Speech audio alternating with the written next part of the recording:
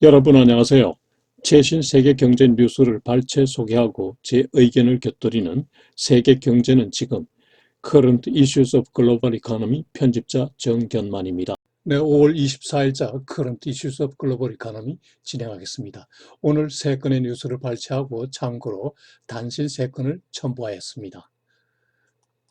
네, 오늘의 토픽은 중국이 900만 일자리 창출 등을 위하여 총 3조 6천억 이안 규모의 추가 경기 부양 조치를 취하였다는 CNN 비즈니스의 China unveils $500 billion stimulus for the economy as it scraps growth target due to the pandemic입니다. 오늘 두 번째 뉴스는 미국의 지난주 신규 실업수당 청구자 수가 240만 명으로서 9주간 누계가 3,860만 명에 달하였다는 역시 CNN 비즈니스의 Another 2.4 million Americans filed for unemployment benefits last week입니다. 세 번째 뉴스는 미국의 최대 쇼핑센터인 The Mall of America가 코로나 바이러스 사태로 인해서 부동산 담보대출 연체를 발생시키고 있다는 MBC 뉴스의 The Mall of America hasn't paid its mortgage in 2months입니다. 그리고 오늘 또 참고로 단신 세 건을 올렸습니다. 첫 번째는 COVID-19 현 상황표고요. 두 번째는 세계 최대 자동차 카렌트 회사인 헤르츠가 파산 신청을 하였다는 소식. 세 번째는 일론 머스크의 펠콘 9 로켓가 다음 주 수요일 나사 우주인을 태우고 국제 우주 정거장으로 발사된다는 소식입니다. 네, 오늘의 토픽. China unveils $500 billion stimulus for the economy as it scraps growth target due to the pandemic. CNN 비즈니스 보도 보시죠. 중국은 지금 연례 최대 정치 집회인 양회를 개최하고 있는데요. 여기서 양회란 전국인민정치협상회의, 정협과 그리고 전국인민대표의 전인대를 말하는 것입니다. 이 전인대에서 3조 6천억 이안의 추가 경기 부양 조치가 발표되었는데요. 900만 일자리를 창출하는 데 쓰이고 그리고 재원 조달은 정부가 기체하기로 하였습니다. 한편 중국은 해마다 설정하던 경제 성장 목표를 올해는 설정하지 않기로 하였는데요. 그 이유는 코로나 바이러스로 인해서 세계 경제 및 무역 환경의 불확실성이 커졌기 때문입니다. 이번 조치의 주요 내용을 보면은 세금 및 정부 시설 임대료 감면이 1조 이안에 해당되고요. 그 다음에 바이러스 방역 의료 설비 및 기술 투자에 1조 이안을 투입한다고 하는군요. 그리고 일자리 창출을 위해서 인프라 기반 시설 사업을 추진한다고 하는군요. 다른 보도를 보면 이번 코로나 바이러스 사태로 인해서 중국인 8천만 명이 실업에 들어갔다는 보도도 있었습니다. 그만큼 중국도 실업 대책이 급해진 거죠. 이번 부양 조치의 재원 조달은 모두 정부 재정정권, 정부 부채로 충당하는군요. 중앙정부와 지방정부가 분담하는군요. 이로 인해 정부의 재정적자 확대가 불가피하게 되었는데요. 올해 중국은 GDP의 3.6%까지 재정적자가 확대된다고 하네요. 1994년 재정적자 목표를 설정한 이후에 처음으로 3%를 넘어서는 그런 적자 비율이 되겠습니다. 한편 리커창 총리는 최근에 미중 긴장과 관련해서 1단계 무역 협상이 진전되기를 희망한다고 하였는데요. 이는 미중 간의 협상 진전 의도보다는 국내 불안감 해소 의도가 크다고 하네요. 참고로 페이즈 & 딜은 지난 1월에 체결됐는데요. 미국은 기존 관세를 인하하고 그리고 추가 관세 인상 계획도 보류를 하였고 이에 대해서 중국은 2천억 불의 미국 농산물 등을 구매하기로 약속하였었죠.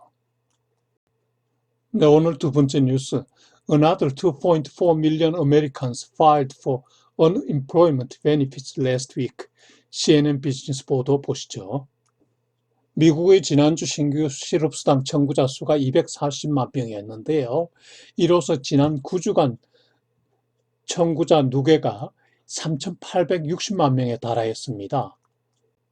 이는 미국 경제활동 인구의 레이버 포스의 23.7%에 해당된다고 하네요. 3월 마지막 주 690만 명 청구 이후에 점차 감소 추세이지만 여전히 200만 명을 넘어가네요. 주별로 보면은 조지아주가 제일 심하고 다음이 켄터키주네요.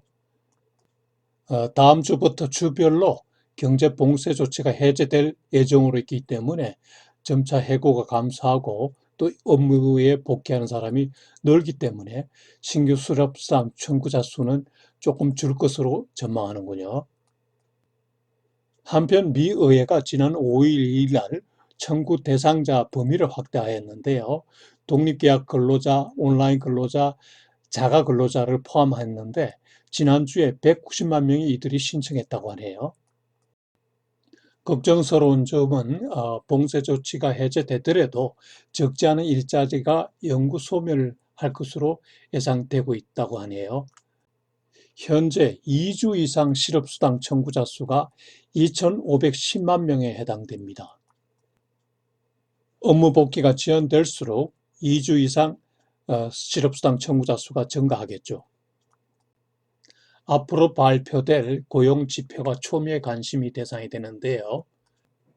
매주 목요일 발표되는 실업수당 청구자 수, 그리고 매월 첫째 금요일 발표되는 잡스 리포트가 관심이 대상입니다. 잡스 리포트에는 취업자 수와 그리고 실업률 통계가 나오는데요. 지난 4월에 실업률이 14.7%를 기록하였는데 5월 중에 실업률이 20%로 넘어갈지가 초미의 관심이 대상이 되는 거죠. 네, 오늘 세 번째 뉴스. Mall of America hasn't paid its mortgage in 2 months. CNBC 보도 보시죠. 미국 최대 쇼핑센터인 Mall of America가 부동산 담보대출에 연체를 일으키고 있다는 겁니다. 2달째요. 이 대형몰은 코로나 바이러스 사태로 인해서 지난 3월 17일부터 영업점을 폐쇄하였는데 이에 따라서 입주 상인들이 렌트를 연체하게 되었고 그러자 상가 소유주가 지금 대출 원금 1.4 빌리언 달러에 대해서 2달째 연체를 하게 된 거죠.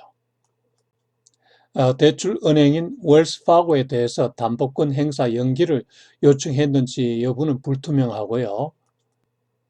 은행도 담보권 행사 연기를 할지 여부가 불투명하다고 하네요. 현재 소매상에 대한 대출 연체율은 계속 상승하고 있는데 2008년 금융위기 때보다 더 높을 가능성이 있다고 하네요.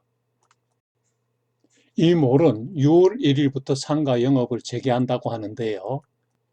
상가 매출이 늘어나면 임대료도 납부하고 대출 이자도 상환하겠지만은 그러나 현재 오프라인 상가의 페이스-투-페이스 영업이 제약되고 있기 때문에 임대료 납부가 쉽지 않을 것이라고 전망되는군요. 이 몰은 정부의 추가 지원을 요청 중이라고 합니다. 현재 미국은 부동산 담보대출 연체가 오르기 시작하는데요. 지난 주 초 기준으로 30일 이상 연체가 10%나 된다고 하네요. 그리고 30일 이내 소위 유예기간 내에 있는 연체가 13%에 해당되고요. 통계가 신빙성이 있는지 의심이 갈 정도로 매우 높은 연체율입니다. 이와 관련해서 제 생각을 말씀드리면요. 코로나 바이러스 사태로 페이스-투-페이스 영업을 하는 호텔이나 소매업이 가장 큰 타격을 받는데요. 이런 업종들은 다 부동산이 관련이 되죠. 결국 부동산 담보대출 연체율 상승을 초래하게 되고요. 2008년에 발생했던 미국 경제위기도 사실은 그 근저에 2006년부터 시작된 부동산 담보대출 연체율 상승이 전조였습니다. 따라서 최근 상업용 부동산 대출의 연체율 상승은 미국 경제 위기의 서막이 될 가능성이 높다는 거죠. 2008년 금융위기 재판이 되지 않도록 금융당국이 잘 대응해 주기를 기대합니다. 네, 오늘 세 건의 단신을 첨부하였는데요. 첫 번째 단신은 코로나 바이러스 사태 진전 상황입니다. 오늘 현재 총 확진자 수는 516만 5,481명입니다. 사망자 수는 33만 6,430명이고요. 따라서 확진자 수는 지난주에 비해서 14.9% 늘고 사망자는 지난주에 비해서 10.0% 증가했습니다. 일주 전에 비해서 여전히 10% 넘는 증가율을 보이고 있죠. 미국이 압도적 1위인 가운데 러시아와 브라질의 감염자 수가 급증하고 있고요. 그리고 터키와 이란, 페루의 감염자 수가 빠르게 늘고 있습니다. 네, 두 번째 단신은 Hertz Files for Bankruptcy입니다. 지난 주말 세계 최대 카 렌트사인 헤르츠가 파산 신청을 하였는데요. 코로나 바이러스 사태로 카렌트 매출이 급감하였기 때문입니다. 매출의 3분의 2가 공항에서 발생하는데 항공여행이 94%나 급감했기 때문이죠. 동사는 직원 3만 8천 명 중에 12,000명을 해고 통보했고 6,000명은 강제 휴가에 들어갔다고 하네요. 라이벌 회사인 에이비스 버짓사도 6월 말까지 카렌트 규모를 20% 축소하기로 한다고 하네요. 그런데 헤르츠사는 1918년부터 시카고에서 카렌팅을 시작했는데 1928년의 대공황 사태, 그리고 세계 2차 대전, 그리고 1차, 2차 오일 쇼크를 모두 살아남았던 그런 회사인데 이번에 코로나 바이러스 사태로 파산 신청을 하게 된 거죠. 동사는 앞으로 영업을 계속하면서 구조조정을 하고 그리고 재무 건강회사로 재부상하기를 희망한다고 하네요. 그러나 매출 회복 여부는 불확실하죠. 코로나 바이러스 사태로 인해서 최근 다수의 소매상 그리고 소기업체 등이 파산 시책이 잇따라지고 있습니다. 네, 세 번째 단신은 Musk's rockets to carry NASA astronauts to International Space Station Wednesday for the first time입니다. 미국은 2011년 스페이스 셔틀 운행 중지 이후 러시아의 로켓을 이용해서 국제 우주 정거장에 미국 우주인들을 실어 보냈죠. 그러나 다음 주 수요일에는 미국 우주인이 미국 땅에서 미국 로켓을 타고 국제 우주 정거장으로 첫 비행을 한다고 하네요. 일론 머스크가 CEO로 있는 스페이스 X사의 펠콘 9 로켓과 그리고 크루 드래곤 캡슐을 타고 간다는 거죠. 발사 시점은 4시 33분 동부 시간 기준이고요. 발사 장소는 케이프 캐나베랄의 런치패드 39A인데 이 위치는 과거 달 착륙을 했던 아폴로가 발사했던 장소네요. 이 발사 장면을 미국 대통령과 부통령이 참관할 예정으로 되어 있다고 하네요. 그만큼 중요한 발사라는 뜻이죠. 미국 나사는 2011년 스페이스 셔틀 사업을 중단한 이후에 민간 항공사 스페이스X와 보잉사에 대해서 로켓 및 우주선 개발에 총 $60빌리언 투입했는데요. 그중에 스페이스X사가 선두에 나선 거죠. 나사는 펠콘 9에 추가로 25억 불을 투자해서 국제 우주정거장 우주선 48좌석을 확보하였습니다. 이 요금은 좌석당 5천만 불에 해당하는데요. 현재 러시아에 지불하는 가격보다 저렴하다고 하네요.